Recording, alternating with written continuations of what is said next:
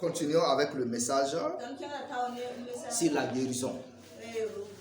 Le Dieu de miséricorde est rempli de miséricorde et il est prêt à nous guérir, à nous restaurer. Alléluia. Et la Bible dit qu'après la guérison de ce malade, après ta guérison, après ta restauration, tu auras de nouveaux amis. Alléluia. Et tu seras rempli de sagesse davantage. Les commerçants qui travaillent dans les marchés, ainsi de suite, s'ils tombent en faillite, en même temps, ils perdent leurs amis de richesse.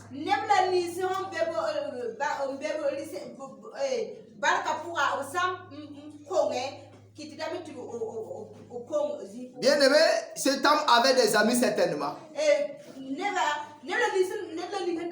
Cet homme avait des parents, il avait des parents, il avait des amis. Il avait des parents, il avait des amis. Il avait des frères. Mais il a quand même été abandonné. Il ne pouvait même plus se dresser, il ne pouvait pas se tenir debout. Non seulement il était malade, mais il ne pouvait même pas se redresser. Et ceux qui étaient là avec lui, c'est co-malade. J'ai appelé co-malade, même si ça n'existe pas en français. Même si c'est co-malade qui était avec lui là. Et c'est que les malades qui étaient avec lui là-bas là, c'est certains malades qui pouvaient même se débrouiller pour se dresser debout. Mais c'est chacun avec son problème. Ceux qui ont des problèmes, ils peuvent difficilement aider les frères qui sont dans les problèmes. C'est rare de personnes qui ont un problème et qui, malgré son problème, peut encore aider quelqu'un.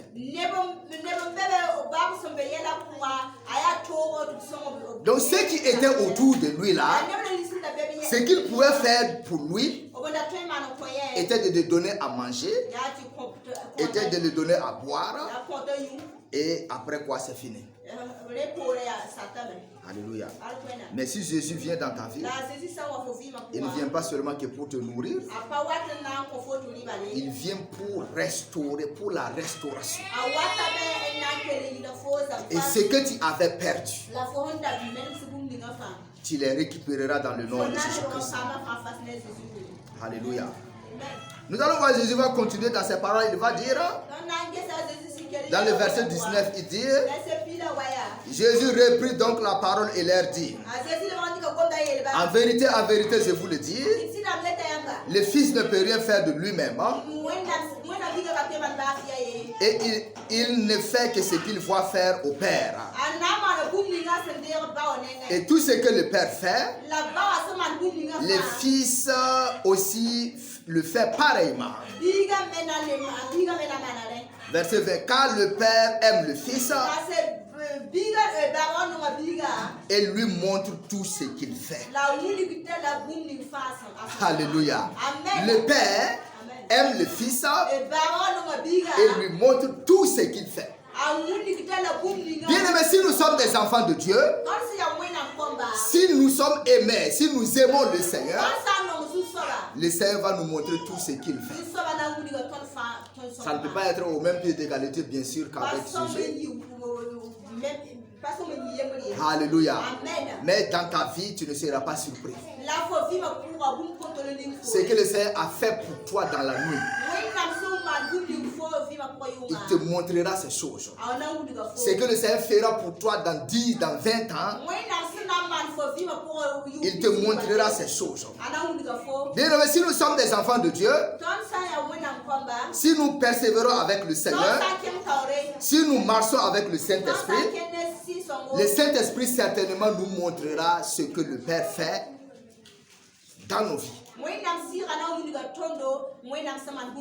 Peut-être ce malade depuis 38 ans, il avait quand même un espoir.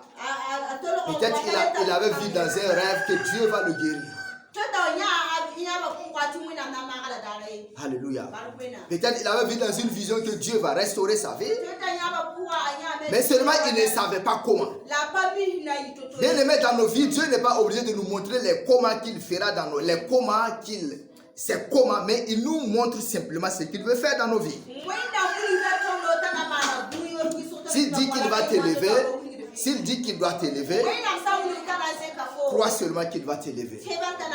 S'il dit qu'il va te bénir, crois seulement qu'il te bénira.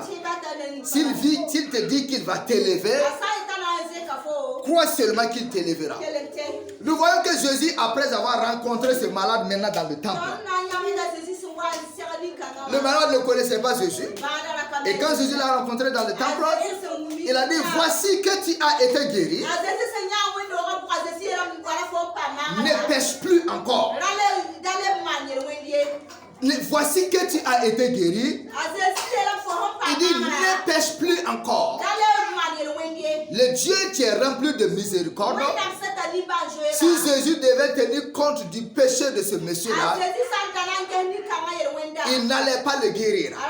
Mais comme il ne connaissait pas le Seigneur, le Seigneur est venu vers lui et il l'a guéri en lui donnant une information importante. Il a dit, ne pêche plus. Alléluia. Ne pêche plus. Qu'est-ce que le péché? Le péché est égal à la désobéissance de la volonté de Dieu.